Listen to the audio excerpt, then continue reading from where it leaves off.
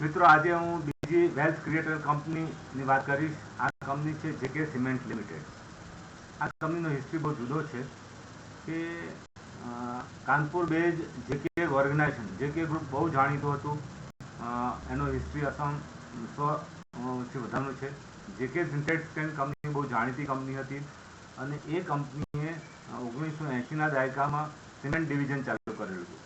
Company basically હતી synthetics, yarn ને બધું બનાવવાની, પણ એણે પછી ડાયવર્સિફિકેશન કરવા સિમેન્ટ ડિવિઝન શરૂ કર્યું.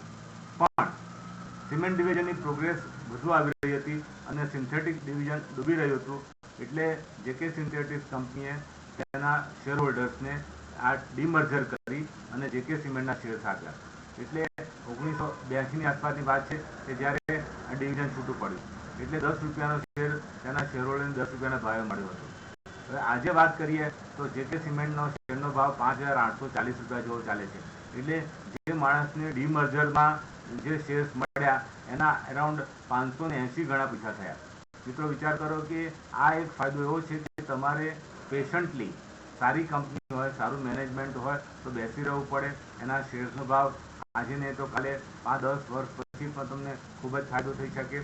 કારણ કે સિમેન્ટ એ બેઝિક નેસેસિટી છે. આપણા દેશમાં કન્સ્ટ્રક્શન ઉદ્યોગ માટે, ઇન્ફ્રાસ્ટ્રક્ચર માટે સિમેન્ટની નેસેસિટી રહેવાની છે.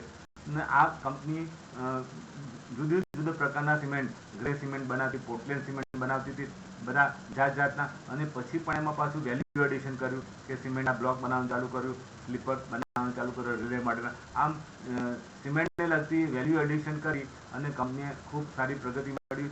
અને આજે આપણે જોઈએ છીએ કે તેનો શેરનો 10 રૂપિયાનો ભાવ 5,840 રૂપિયા જેવો ચાલે છે.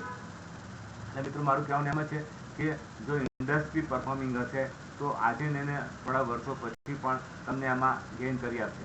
હવે એના ફંડામેન્ટલની વાત કરું તો એનું માર્ચ 25 11,880 કરોડનું ટર્નઓવર હતું. 861 કરોડનો એનો નેટ પ્રોફિટ હતો. એનું ઇક્વિટી કેપિટલ 77.27 કરોડ છે અને ફેસ વેલ્યુ 10 રૂપિયાની છે, આપણે જાણીએ છીએ. અને બુક વેલ્યુ 715ની છે. અને હાલના ભાવે એનો પી મલ્ટિપલ, પ્રાઇસ અર્નિંગ મલ્ટિપલ 52નો છે. અને કંપનીએ 111નો EPS આવ્યો હતો.